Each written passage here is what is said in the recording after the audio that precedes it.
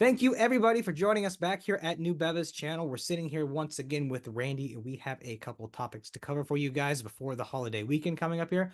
Randy, how are you doing? Excellent. And as we talked about last week, we won the Champions League, Real Madrid. All right, 15th. Congratulations. Yeah, That's awesome. congratulations. Yes. So kind of diving in here, I know we got Yep. a lot to go through. Yeah.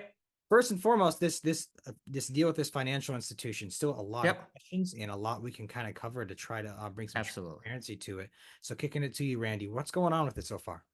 Sure. I think, as I mentioned last time, we are going through. It's largely deployed.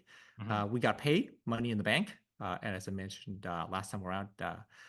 In general, let me rehash a little bit of some of the things that we had to go through so people understand the rigors and how elaborate it is to sell to a very large enterprise. Okay, and especially in the financial industry. But frankly, there's a lot of industries that do what the financial industry do once you get to a certain size. All right. So as I mentioned before, there's significant amount of things that we had to do, not just in the product side, but for example, each sensor had to be authenticated using certificates, right? I've talked about this.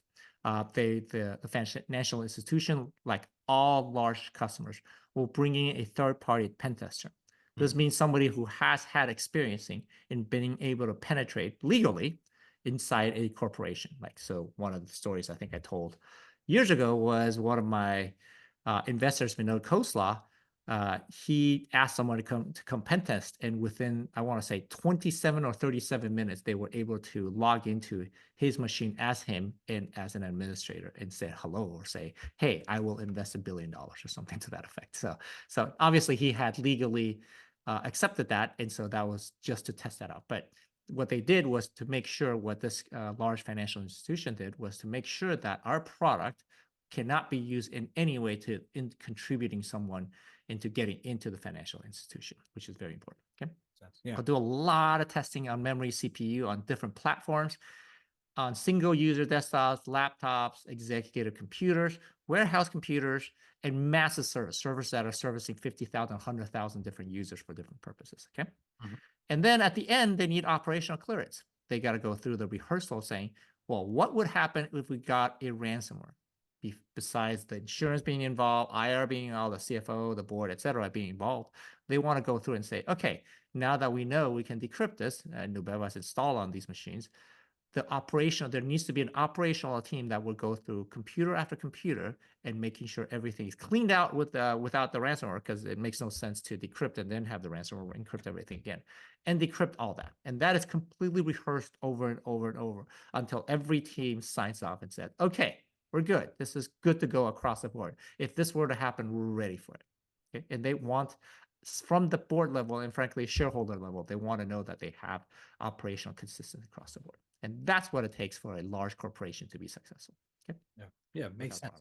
And I imagine for you guys, this is actually something you enjoy, to know that they're going to roll all of this stuff out, so you guys don't have to worry about it as much. And that's something you probably look forward to with these bigger deals, correct? Absolutely. And frankly, as an entrepreneur, that is the challenge. You always talked about when you do anything with a passion, regardless of whether it's in tech or entrepreneur, there are certain things that you have a passion in doing, that this is the fun part. This is the part that you work hours and hours, days and weekends, etc., to do. This is what you want to do. And there's always other things that come with it, right? And it's not all the fun stuff, but this is absolutely the fun stuff. If you're in this business and you don't enjoy doing this, you should be in this business. Okay? Fair enough. All right. And kind of then in comparison to these large deals, we had kind of talked about the smaller deals too, and how the rollout can be a little bit different for those. Can you elaborate on that? Yes, absolutely. If you look at our smaller deals, and frankly, the larger deals would use the automation that we use for people, except they want significantly more rigor on the automation. The smaller deals will automate everything, and everything gets installed in an automated way. But routinely, for example, we talk about, things that never happen all the time. And so we've had smaller deals, for example, go out and say, okay, let's give each sensor authentication for a year. And then when the year comes up, well, what happens?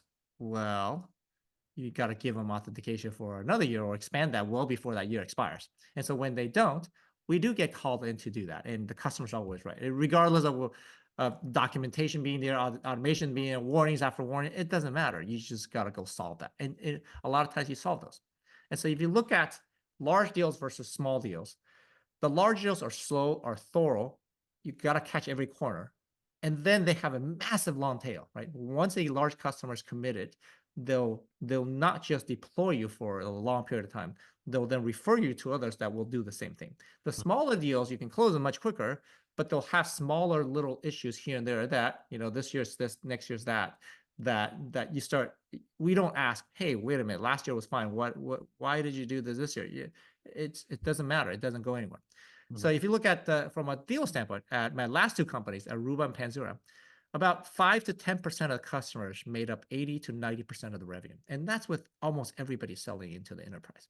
Mhm. And so our current focus is, of course, as I've mentioned, we want the large deals to be smooth, to be successful, and they reference everybody. And the small deals is what makes us be very usable, user-friendly across the board. Okay, so they're all important. Makes sense. Yeah. So the large deals are ones that have to go smooth, but luckily they have a lot of the infrastructure in place to go smooth. But the Right. smaller ones, because they're I guess more squirrely, they test your metal, so to speak, and you kind of get to see problems come at you from different angles. Right. Exactly. That's a great way to describe that.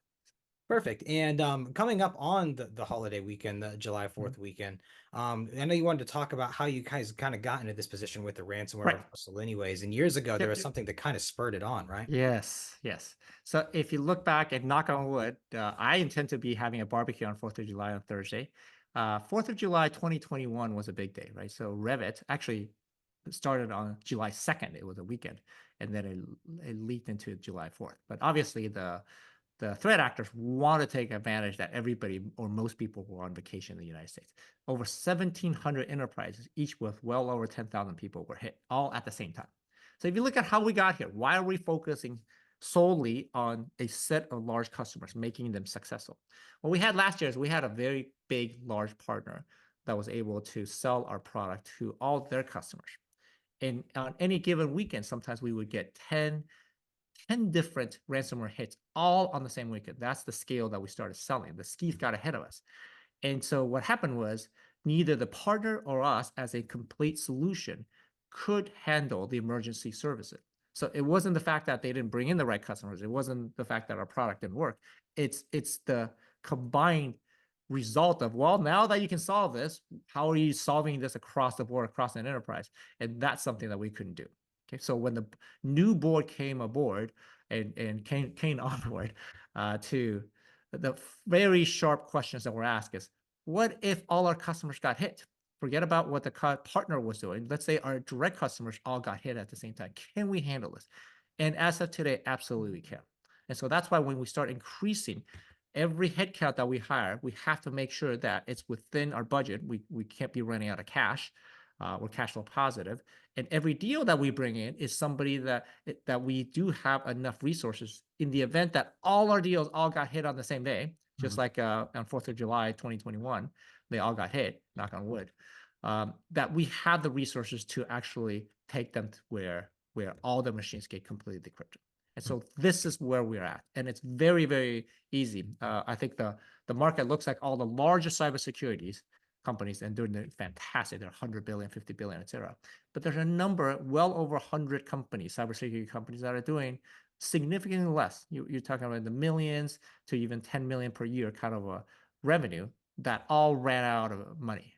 This Mhm. is the fastest way, simply because, well, they can't do a facet of what wasn't covered.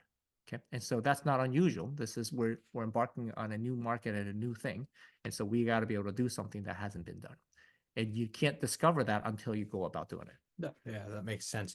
And it definitely makes sense to be prepared for something like a stress test, like everyone getting hit at once. Once again, it's Right, kind of like emergency services, where for every person it's happening to, it is an actual catastrophe for them. right, exactly. And yeah, from their end, you also want to talk patents a little bit with Nubeva. So Yep. some updates there. Yeah. So we've been asked, what does an M&A look like when you go about saying, okay, a larger company, because there's a lot of large companies with a lot of cash right now in cybersecurity. What does it look like when they go and purchase a smaller company? Well, one of the biggest parts of it, obviously, you need a product, you need a referenceable account, which we do have, and at the same time, the patents have to be issued. You can't be patent pending, or let's say if you are patent pending, there's a significant discount on the technology itself. Okay. So in this company at Nubeva, I think I mentioned before, I've had 48 patents issued in the last 25, 30 years. Every single patent that I had done before took 2 to 3 years to issue, except for the ones at Nubeva. And so I don't know why that is. We do certainly have someone that writes these patents. One of my friends, a PhD from Berkeley, that writes exceptionally well. And at the same time, what we do is different. But I want to give the USPTO office, the guys that issue these patents, a lot of credit. For example, they've reached out and they said they want to meet with us, they want to understand our business, so they're more well prepared for the patent that we issue. And so I give them a lot of credit. It may very well be that everybody, at least in my business, gets patents much faster. Mhm. So we want at least the next 3 ransomware patents to be issued. Otherwise, there's just not significant amount of value in the business that we actually deserve. Yeah, yeah, that definitely makes sense. And would you say that potentially some of the reasons why patents are happening faster is just changes over time now too? Is that a common thing? It could be. Frankly, I did when I sit down with my entrepreneurial friends. That's not one of the things that we discuss. I should put that down and start asking around and maybe Google around whether patents are actually getting issued much faster.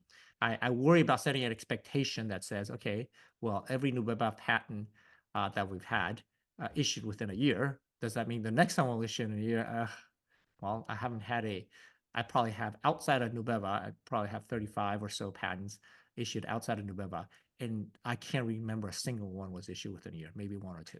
Gotcha. Okay, well, I'd love to hear more about that if you figure it Yeah, out. But absolutely. yeah, last but not least, Randy, let's talk about the stock a little bit. I heard there's been some Yeah. changes. Can you give us an update there? Yes, yes. So I actually converted this Monday. Actually, I converted my non-votable shares to votable, and the reason was I had donated 3.6 million shares, restricted shares, to the DAF for tax purposes, Mhm. for donation purposes, and people were then asking, does that mean the DAF can go and sell that? No, those are under my control. So that is all for the record, just around 18 million shares. I have 18 million votable shares, of which 3.6 million are under the DAF. Whenever any of those 18 million shares were to be sold, which I have no intention of selling, I would have to issue an early warning saying, hey, I intend to sell this many shares. Okay, and so this was really the reason why we couldn't have this many restricted shares when we did the RTO at the time was there was a fear that we had too many U.S. shareholders. It Mhm. turned out that's not the case. We're nowhere close to that. Okay? So there were SEC requirements separate from the TSX that if you pass a certain threshold, the SEC wants to know about it, and we're absolutely nowhere close, even after I converted them. So, and at the same time, I did want to mention the DAF itself has a requirement, and I didn't know this. They need to sell every year about $6,000. I want to be very, very accurate on this because every time you hear an executive say they need to sell, I want to be very accurate on that information. So uh, from now till next 2025, May 2025, there's going to be about $6,000 sold by the DAF. I will have an early report saying that the DAF intends to sell that, and then they need to sell $6,000. That's by rule. Okay, so Mhm. that's about it. I have zero intentions of selling the stock. I think, and I believe in the company, and I think we have a great future. So, Wonderful. Yeah, it just sounds like it's some housekeeping on the stock side, nothing to right. worry about. And yeah, thanks, Randy. We covered a lot of different topics here as we're heading into the holiday weekend. So happy 4th, everyone. Randy, is there anything Mhm. else you want to cover before we go? No, that's it. Thank you very much. Thank you.